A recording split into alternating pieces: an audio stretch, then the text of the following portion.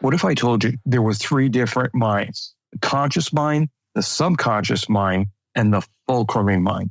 That space in between where you can consciously look back and forth to notice the thoughts that you are thinking versus your thinking thoughts. Hey everyone, Dr. Jones with another episode of Seeing to Lead. And this week, I talked to Phillip Bogolub, who follows a process or a theory called Ahjha-noy. This is so deep and thought-provoking that as you listen to this episode, I want you to think about how we consciously use our mind each and every day. You see, most of our thoughts and actions are automatic. And while that's not a bad thing, Phillip explains that it's a very limiting thing. Now, in our striving to get ever better at what we do, we have to make sure that we live in a positive aspect of life. And what Phillip explains to us in this episode is that we often use our conscious mind, which is the thoughts that we are thinking, to let the negative aspects of our thinking rule our actions, which limits us from being able to open up our positive subconscious mind, which is where our thinking thoughts are, which in turn allows us to unlock our potential with skills that we already possess. We just struggle to access them when we live in the negative. As you can tell, we get into some really deep topics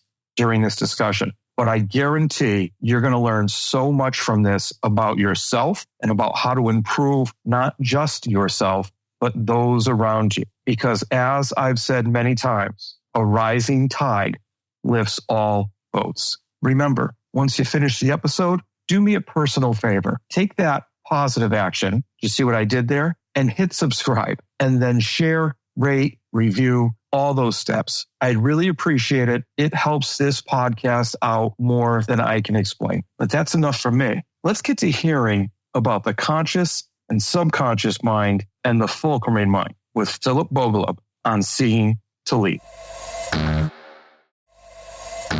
Before you go to bed, turn off everything. All electronics, all TV, and I don't care if you put your phone on, just tell them, you know what, at 8:30 at night, 9 o'clock, whatever that time is, you're not going to bed you're not going to bed with noise. See, if you go to bed with noise, you wake up with noise.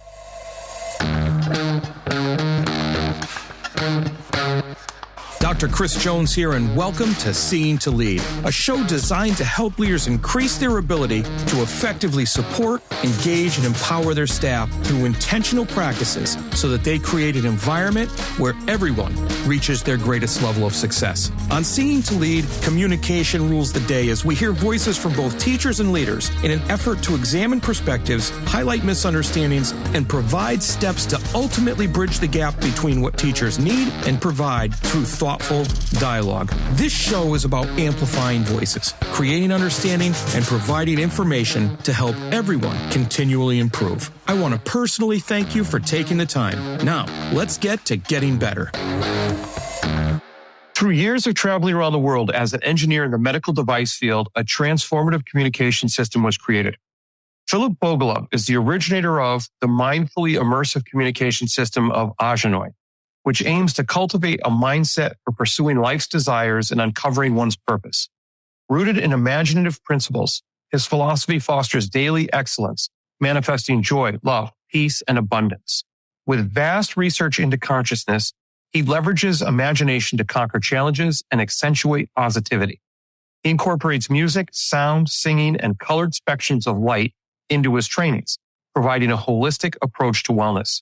Through shared dedication, Phillip unlocks limitless potential for boundless achievement through the most powerful computer in the world, your mind. You know, the idea of using our mind to a fuller extent to help us with our everyday problems, issues, situations that arise is such an important aspect of what everyone does every day. I can't wait to talk to Phillip about this. So Phillip, welcome to the show. Thank you for having me. I really appreciate it. So talk to me and the listeners about this Ahjha-noy. We're going to jump right in with it. All right. Ahjha-noy is something that came to me many years ago. Well, I've been doing this side business full-time business now for about 9 years. And Ahjha-noy is spelled AJANOI. And I was looking for a name for something that kept coming to me, these spiritual things and ideas and concepts and drawings of the mind. And I do a lot of praying and meditation for myself. And suddenly Ahjha-noy came up. And I had no idea. So AJA is your soul. NOI is your knowledge. Together it's your soul knowledge. So I teach people the soul knowledge, their inner knowing, because you have all the answers. The outside world doesn't know anything about you, and you have them all. It's like one of those things going, I should have made a left instead of a right. And you, it's like, you go, so which way should I go? Go straight. And then you get in a car accident or something, or you get into a pothole or whatever. Trust your inner knowing. Trust your gut, as people call it. And that's really where it starts from. It's interesting. I like the idea of trust yourself and your gut. And when I think about schools and different things that happen in schools, and sometimes, when teachers have a gut feeling about a kid or want to do something about a kid, but then they have that hesitation because the thing telling them to go straight, to use your analogy, is the curriculum, the assessment that's coming up, all those boxed in things. And I wonder about if we could find a way to get teachers to trust their gut more and then go from there. Excellent point. One of the things is, and I relate this to, it's no different than doing interviews for a job or in the position that you have at work. It's no different than being a student with a teacher. I mean, you're basically as a boss and employee type relationship. And the way we do things is so old fashioned.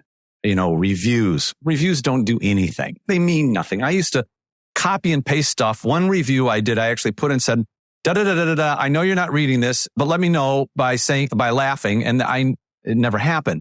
So the connection, when you meditate, so there's two minds in this philosophy, the conscious, subconscious. Everybody's heard that, everybody. But I separate them with a fulcruming in the middle.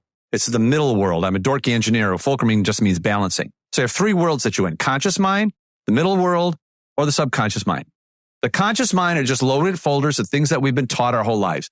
Teachers, movies, parents. I'm not knocking it. It keeps us safe. Not to go in the middle of traffic going, what's that thing coming at me? And the car hits you. There was a train.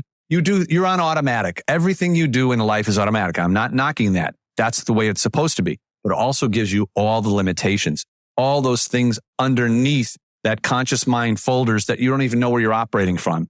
And maybe sometime in your life you did something. For me, it was music. I was playing piano when I was a little kid. There are little things that point to you, serendipitous things that happen to you. Accidents and coincidences is a big part of this. And you have a discovery, awakening, transformation, and you don't follow those things because you have to go down this direction, that one road. And that's not true. I know everybody's got a purpose on this planet. I don't care what your purpose is. I don't know your purpose. I am a teacher. I am not a coach. If I was a coach, I'd teach Chris how to do X from my point of view. You try it for a while, and I've given lots, and I'm not knocking coaches. It just doesn't work for me.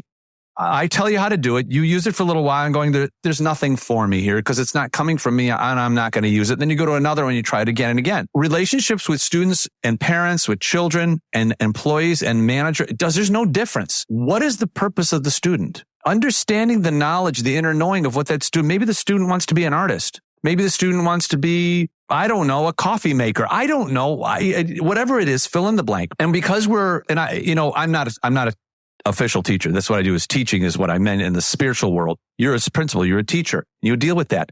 But to get that relationship going, open it up. I'm starting a class called Meditation for Business Owners, and I might have my first bite with somebody wanting to do it. And they said, you talked about interviews. I said, well, the person sitting down just going, what are you here for? Great to meet you. What are you here for? Are you here just because you can't find another job?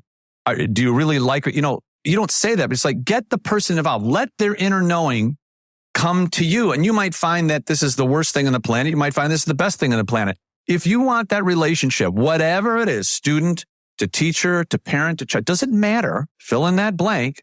You need to let the energy flow between the two. Meditation is a humongous part of that because the imaginational mind, the subconscious imaginational mind, leads you from your future to now. Let me explain this. So in the conscious mind, it's full of folders telling you what to do and what not to do and your limitations.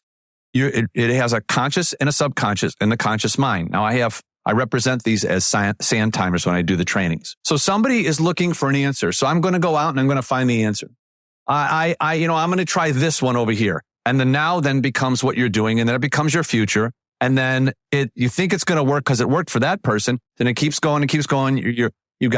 It's just not working. And what happens in that mind is it creates the bad feelings. If you want to know what mind you're in, a negative or positive mind, how do you feel? Are you burping? Are you not sleeping? Are you nervous? Are you having an indigestion?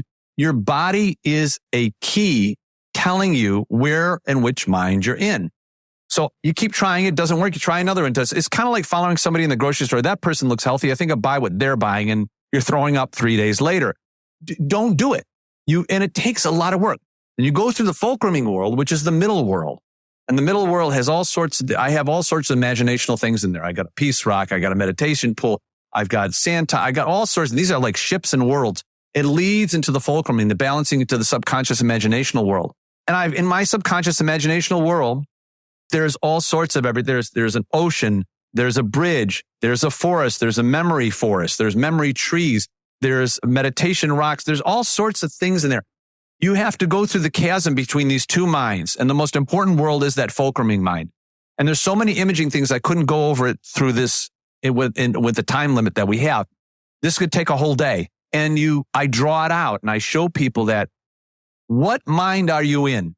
In this philosophy, you've got two individual separate minds. The balancing mind is the choice mind. Which world do you choose to go in? Do you turn that power off and the lights off of the conscious negative mind and get out of that? Just let your body be limp. Let it do what it's supposed to do. You don't think about brushing your teeth. You don't think about putting your glasses on. You don't think about taking a shower. Just let your body go and constantly work on the fulcruming middle world, leading yourself to the subconscious imaginational world, creating your future to your now through universal mind, spirits and angels, then giving you your serendipity, accident, coincidence, giving you discovery, awakening, and transformation, gives it through the blue colored spectrum of light, and gives you an image on the screen of your mind in the subconscious. These things are very solidified and have created many opportunities in my life that I didn't know I could do. So you just said a whole lot right there. I'm sorry. I get very excited about it. Sorry, audience. No, that's fantastic. You could tell you got excited because as you were going, you got a little louder and you got a little quicker. So that's a good thing.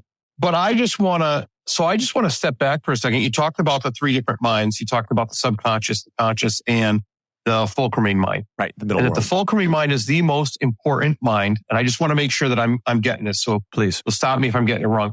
And that fulcruming mind is the most important mind because it's, as you said, the choice mind and the balance. And so you can, from what I read from that, and now this is where you're going to jump back in on me. What I read from that is that if you're in that mind, because first you have to recognize whether you're in a positive mind, negative mind, but if you're in that mind, it's powerful because you can make the choice of what mind you want to be in. Bingo. And so, perfect. So let's bring this back to schools and students. Go. Because students have so many different things going on. At my school personally, our first 3 days of school, we call it a soft opening. Teachers do not teach. They don't say, okay, here's your homework tonight. We're starting us, this, that. They focus on building relationships and making connections with students. So one, do you have any tips or tricks that can help with that? Because then I'm going to follow up with a question after you answer that for us is how do we help students get into that choice mind? Meditation. Quiet. Now, I'm not telling you to be quiet. No.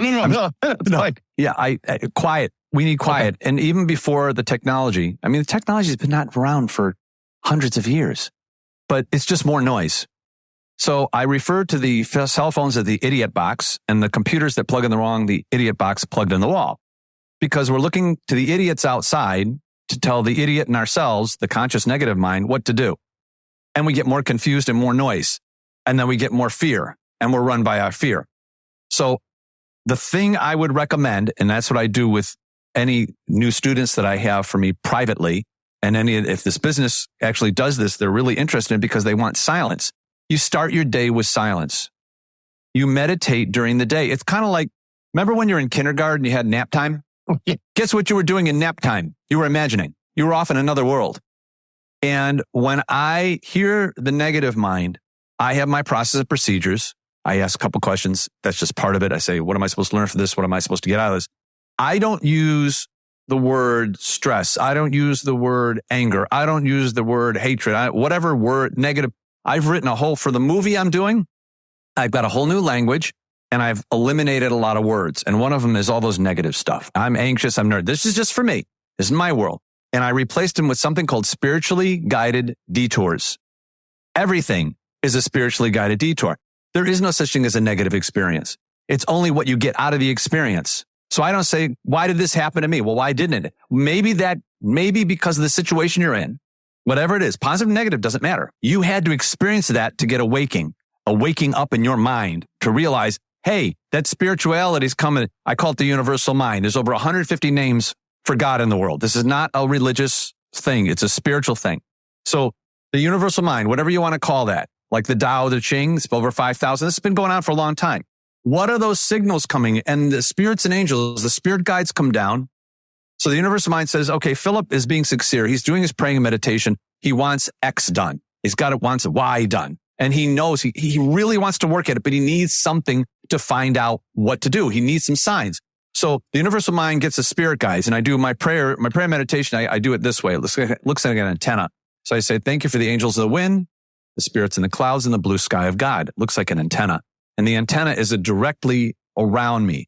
It's directly influencing me. It's going to show me the way because I'm aware of the way is out there. It just doesn't appear. It's always appearing.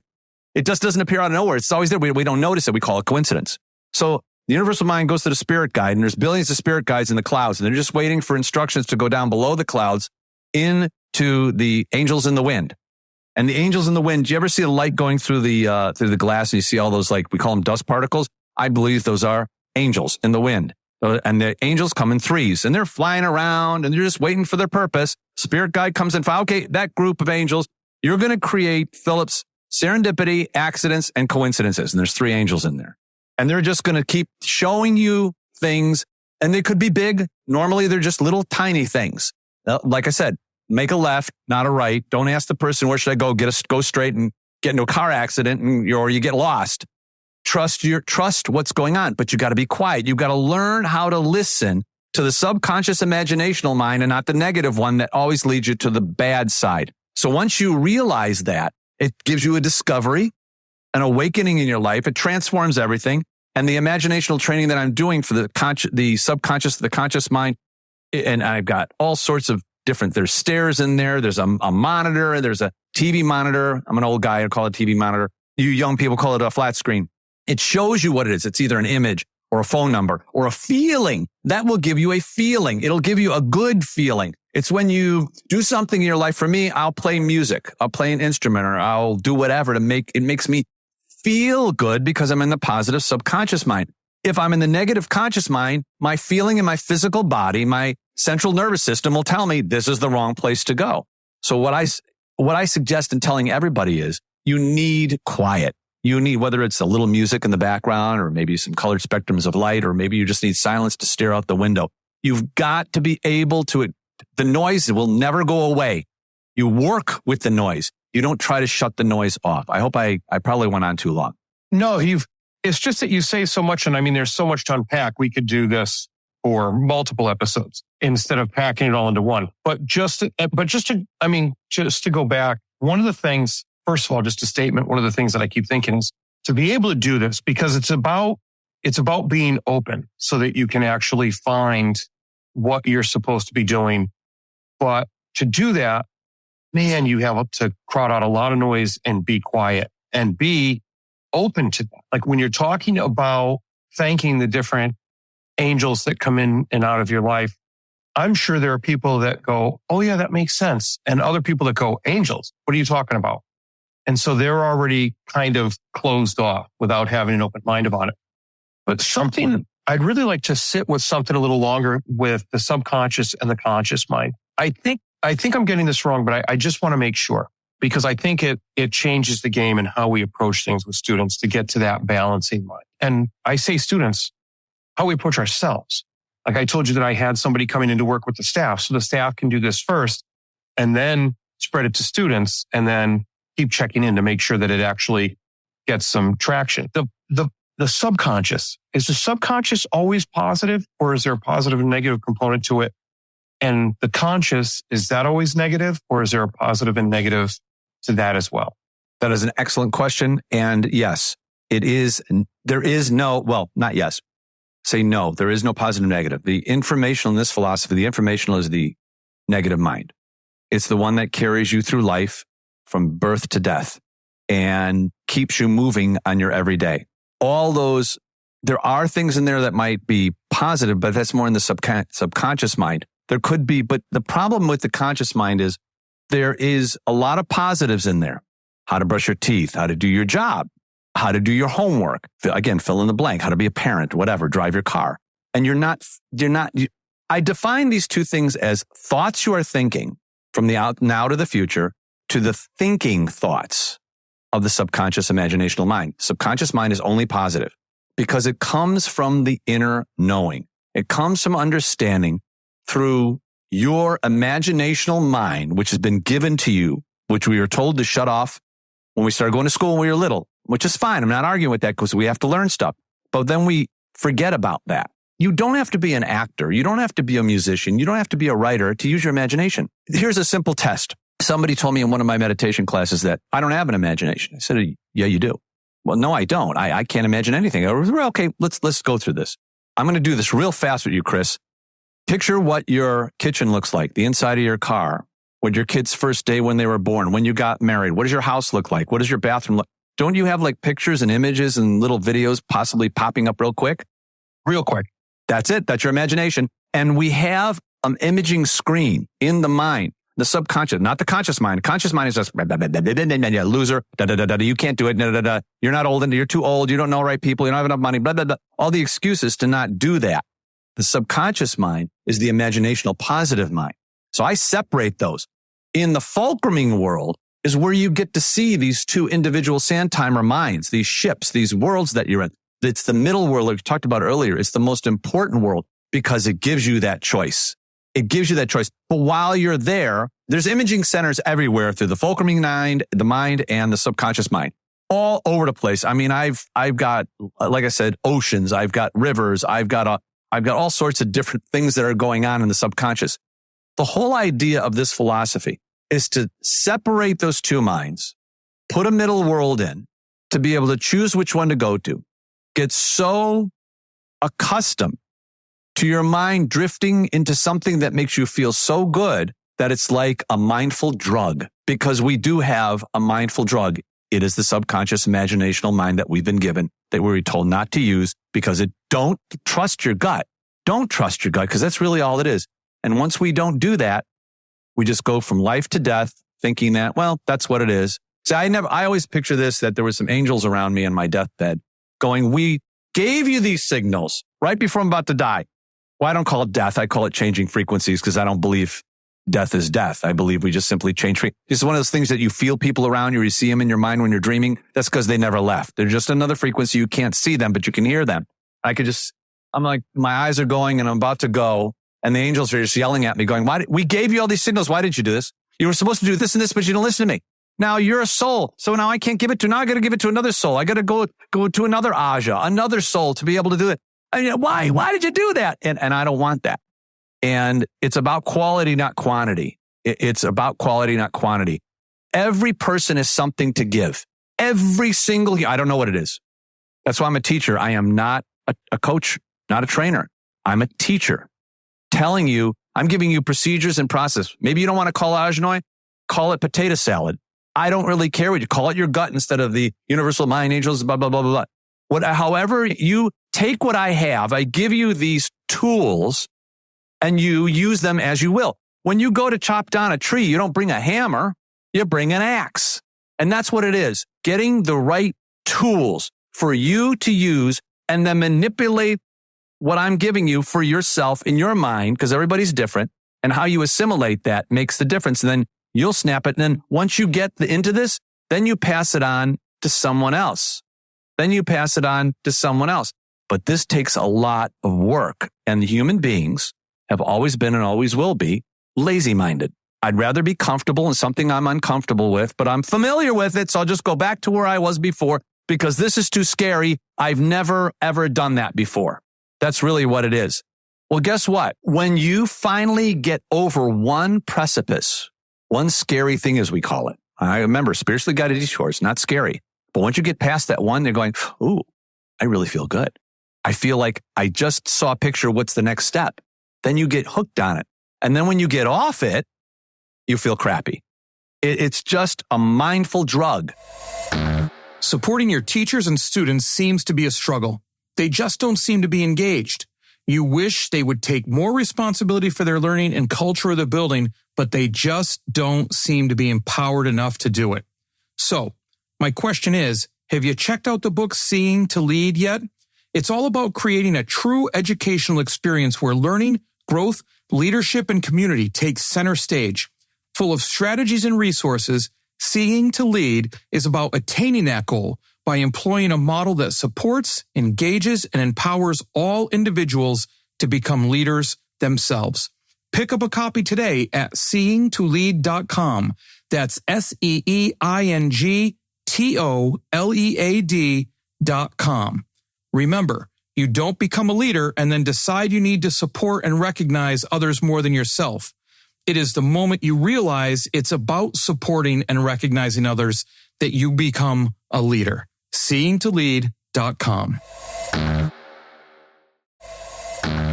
One of the businesses said, you should be called a conscious communication officer. I'm like, oh, I like that.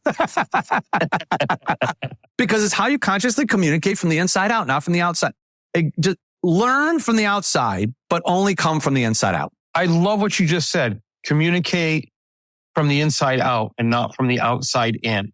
That's what it is. Which talks about all this noise that's taking place in people's lives and how they communicate based on what the outside is telling them to communicate. If I've got this right. You got it. Instead of communicating from who they actually are, their authentic self. You got it. That's exactly right. So let me ask you this, because you're talking about the imaginative brain, right? Or your imaginative subconscious, and that's where all the positive is.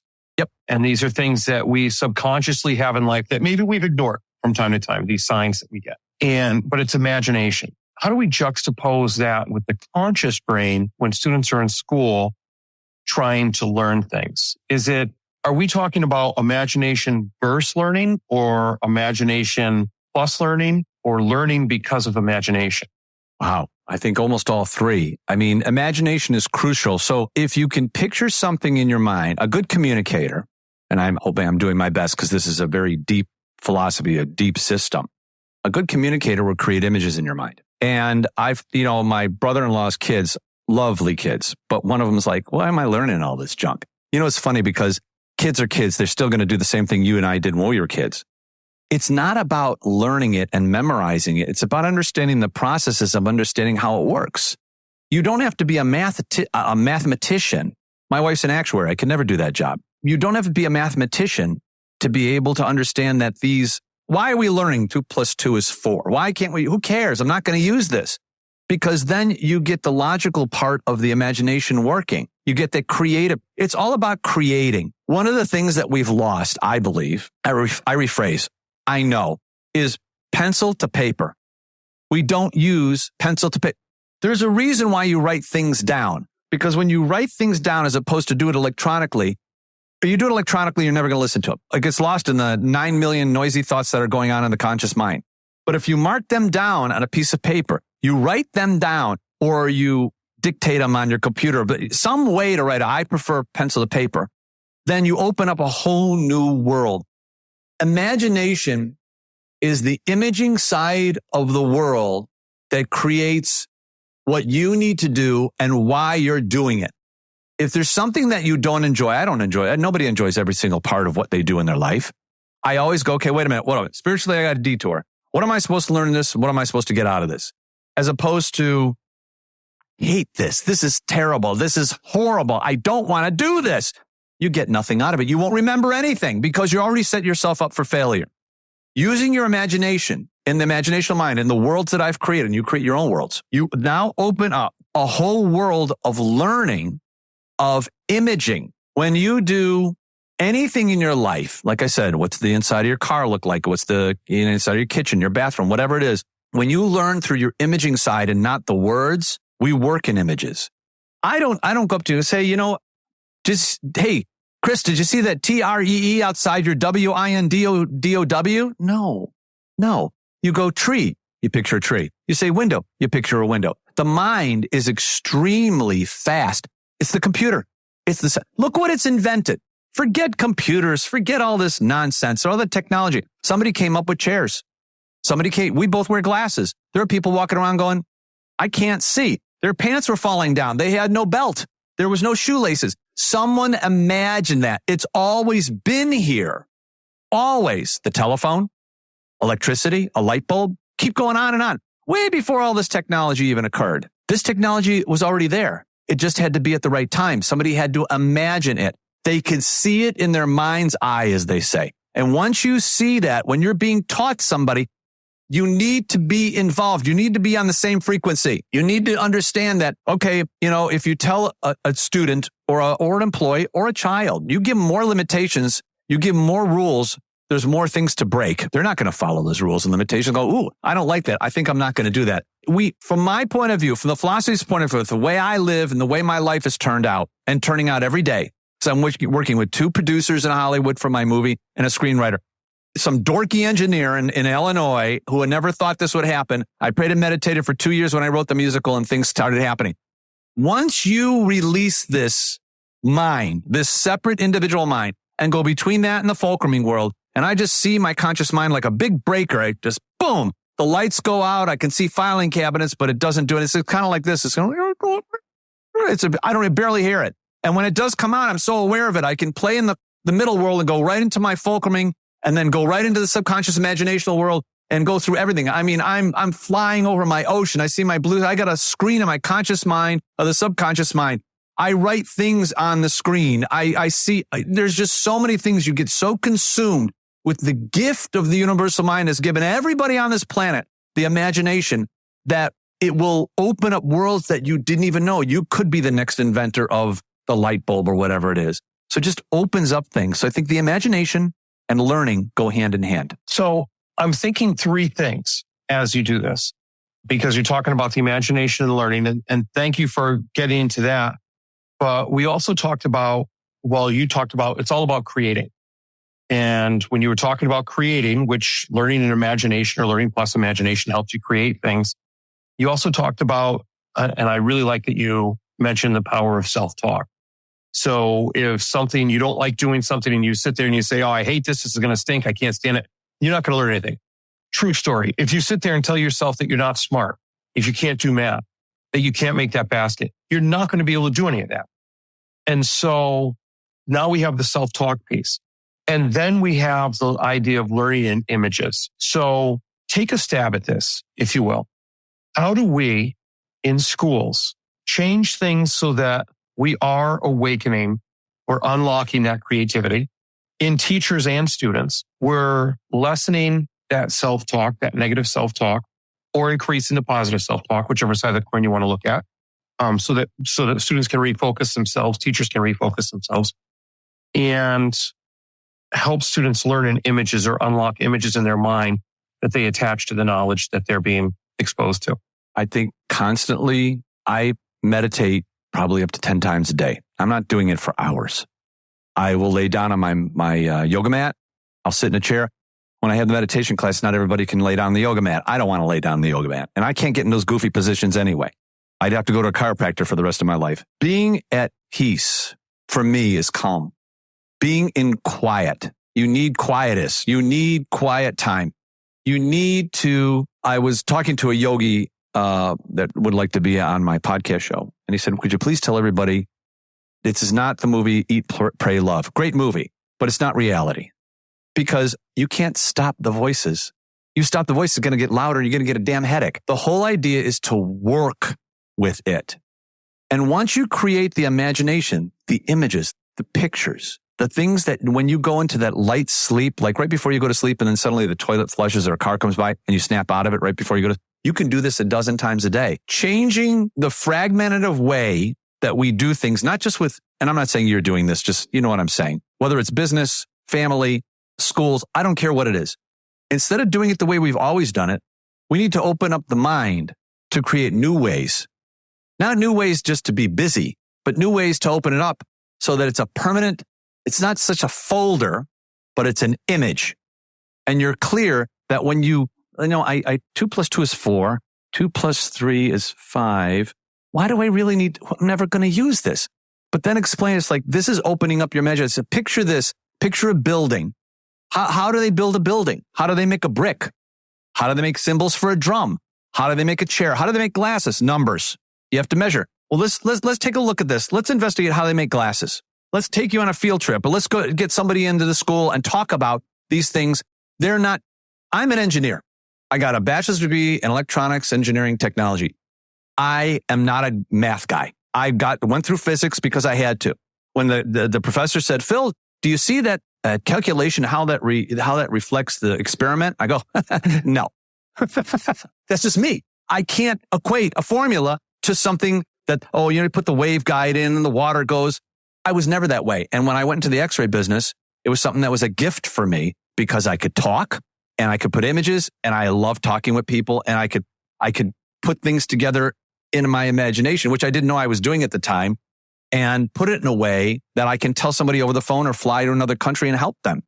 There are so many different ways that the imagination works, and to be able to have as you call it, the self-talk, accept the self-talk, get into quiet time. And when you see, I've eliminated all negativity in my life. And when I say that is, fill in the blank for you, but all the stuff that gives you negativity, everybody knows what I'm talking about. I don't need to go into specifics. If I'm at a bar and there's some TV show, it's on the news or something negative, or it's whatever, I don't want to, it's a bar. I go to the bartender, I say, it's a bar, I'm having a drink. Can you just put it at the sports channel? Nobody's ever turned me down. I refuse negative consciousness.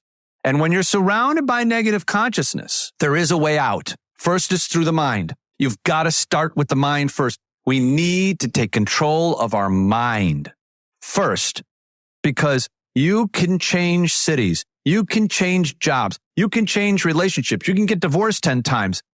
You're bringing yourself wherever you go. And if you don't change what's going on, I rephrase, not changing, transforming. Changing is changing your clothes. I'm talking about transforming. I'm talking about completely altering, shaking up the world to the point where that conscious mind is no longer in charge. Your subconscious imaginational mind is, and that fulcruming world is kind of the referee in between. Now, I have something called a little Phil. Sounds a little crazy, but it's a little Phil. It kind of looks like me. I used to have a mustache. I used to have hair at another time. It doesn't say a word. It does exactly what I tell it to do. And it goes up and down the conscious mind to the subconscious mind, make sure that the blue spectrum of light is working all the way to the imaging screen. It goes to the back of the chair that I'm looking at, staring at the fulcruming world. I walk over my train tracks. I go to my imaging leaves in my forest. In my imaging leaves, I'm just going over a real big picture, but it's very specific. You can see, so there's all these trees, and I have railroad tracks. And I go into either side, and the imaging leaves are silver on one side, green on the other, and you can see the past in there. Past could have been a minute ago or 10 years ago, doesn't matter. And you can dive into that memory anytime you want and dive out of that memory and continue on your path. You can go swimming, you can meditate, and I have a sand place, just a little sand area with rocks where my beach is at. I have all this water coming off, falls coming off my black rock mountain. I've got these things are the meditation piece. I'll tell you something that's really important for people to understand in this philosophy. Sleep is meditation. When we go to bed at night and you're watching, what was that show I used to watch? Somebody told me to watch it, and it was Night of the Living Dead, or the Dead show. That was everybody was eating everybody, whatever. I don't remember. What was the name of that show? Do you remember what I'm talking about? I don't know. It's Night of the Living Dead is one of them, but I don't know. It was a TV show on like AMC or something. I can't remember. It was some with zombies. And so I watched it all night long. I was dreaming of the most horrible things. I'm like, what am I doing? You want to, before you go to bed, turn off everything. All electronics, all TV, and I don't care if you put your phone on, just tell them, you know what, at 8:30 at night, 9 o'clock, whatever that time is, you're not going to bed you're not going to bed with noise. See, if you go to bed with noise, you wake up with noise. You go to bed with something positive, you wake up positive. I don't want to wake up in the morning and say, good God, it's morning. Or say, good morning, God, or whatever you call the universal mind. It's not a religious. Whatever that spiritual side of the mind you want to call it, a chocolate bar, which is one of my favorite things. You want to be positive. You've got to go to bed. Sleep is not for being exhausted. It's not for being tired. In this philosophy, it's for being in the spirituality of meditation through the gift of sleep. It's free. You don't have to schedule time. And even if you're next to somebody, they're in their own world. You're in your own world. I also created negative and repelling magnetic fields. There's a whole nother thing that goes on with that. Under each conscious and subconscious, and even inside the fulcruming middle world, there are repelling fields of negative. Now you can do positive. So negative and positive attract, right? So in the real world, we want attraction. We want attraction to friends. We want attraction to to our wives and our husbands, to, our best friends. But in the mind world, we want retraction. And I teach people how to create those magnetic fields. I have drawings and everything about this and how you retract each separate mind and get into the fulcruming world to understand that and see it. I am so busy that I live this 24/7. I'm so busy going through this world, these planets, because they do actually have planets on top of them too. It's very intricate. And I'm so busy with it that when something happens that's negative, I know exactly what it is. And because it's my own philosophy and I've had it for a while now, I know how to flip. Now, does that mean that I don't go down, the negative conscious mind? Well, of course I do. I'm human. But the whole thing is if you're prepared with little things that happen in your life, because the big things that happen in life don't come often, right? Buying a house, getting divorced, getting a job, whatever those things are. If you do the little stuff, when the big stuff happens, you're totally prepared. Doesn't throw you off at all. Doesn't even faze you. Because when the big thing, like with the movie I'm doing, it's not getting to the point of getting the movie done and somebody buying it and putting it on the screen going, hey, Chris, did you see my movie? It's getting along the way and learning along the way. That's the key. It's not getting the degree. It's not learning your math formulas or physics, it's what you're getting out of it along the way. What is true for you? Like I said, the formula to the experiment, I don't know what you're talking about. My best buddy could put those two together. That's his gift, not mine. So you finding those things through the school is the hardest thing because you're thinking there, what am I doing here? I could be out screwing around. But you need those things to be able to guide you to create that conscious mind of solidifying what process and procedures you need to, steps you need to go. It's just a guide. It's a tool. School's a tool. It's a guide. I mean, I got my electronics diploma when I got out of high school, and I didn't get my engineering degree till I was in my late 20s. And then in my late 30s, I got my MBA. I wasn't ready. I couldn't do it. I was not the type of person to go away to college. Ain't happening. I didn't want showers and I didn't, with other people, and I didn't want rooms. This is not me. I like being in my own mind. So I had my growth. I'm not embarrassed about it at all. I am proud of it. But it was a time and a place when I could do it and I could learn. I didn't know, but I trusted my parents.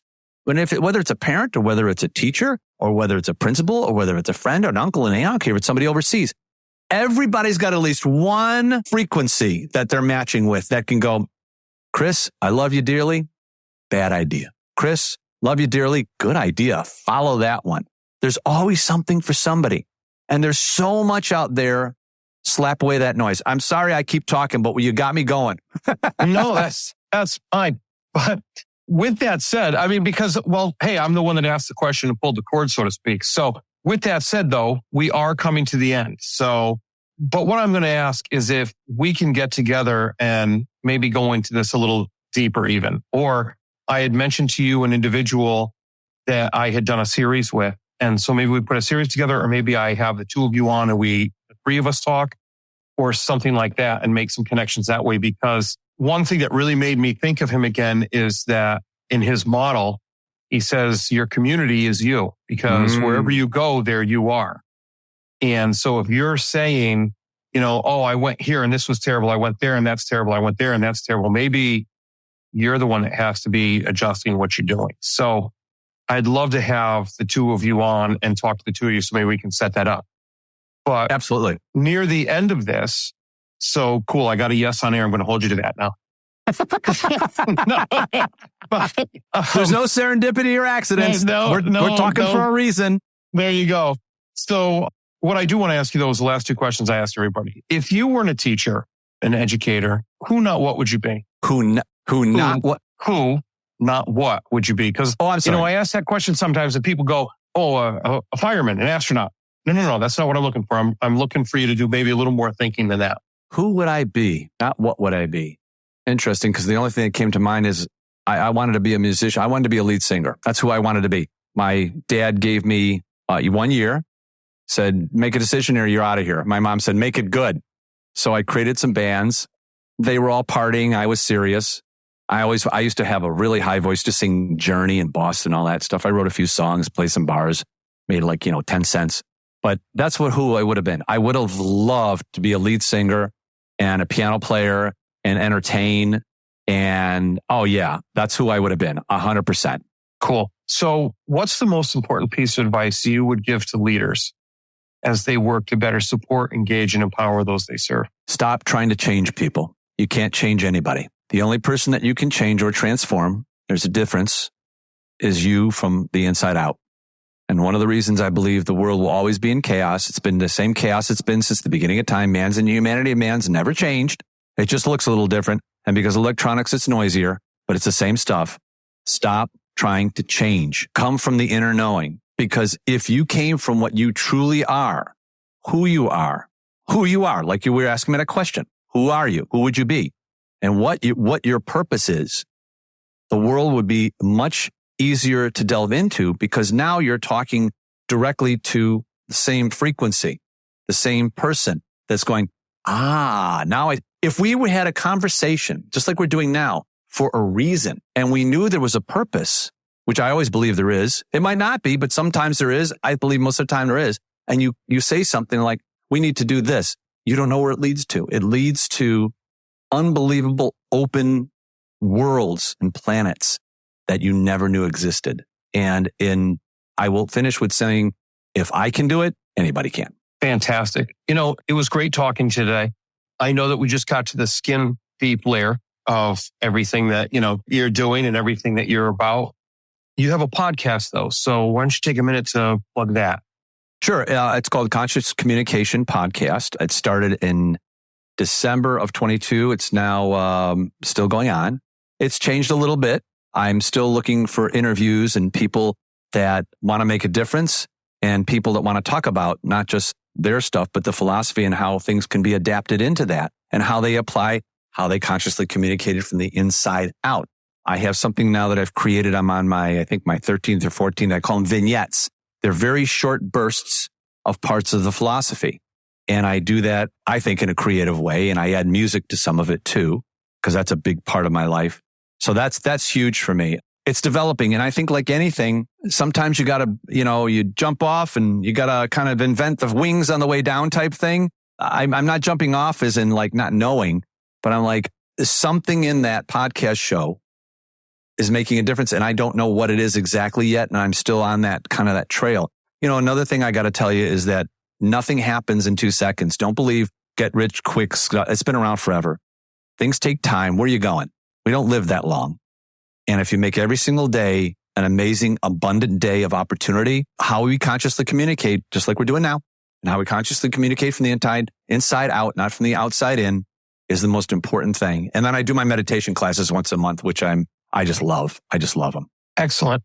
Well, I can't thank you enough for coming on. I think you've touched on a lot of stuff to think about even deeper and get that going in our brains as we reflect. And if anybody wants to start thinking about meditation or yoga or anything like that, to hear even more of the value of it and to hear the idea that, look, we consciously choose. It's just a matter of getting to the point where we can.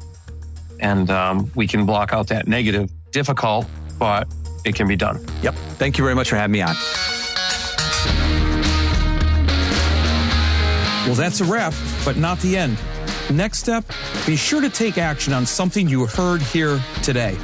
Hey, thanks for listening to the Seen to Lead podcast. If you would like to connect for any reason, email me at drchrissj@gmail.com or catch me on Twitter at Dr. C.S. Jones. If you've gotten any value from the Seen to Lead podcast today, you can help me and other leaders create a world-class environment through a teacher-centric approach by subscribing to the show, leaving an honest rating or review, and sharing this episode on social media with your most valuable takeaway. Also, one last thing. Have you had a chance to pick up my latest 5-star rated book yet? Grab your copy of Seeing to Lead anywhere you buy books or at seeingtolead.com. That's seeingtolead.com, where you can learn more and continue to improve. Now go have a successful week.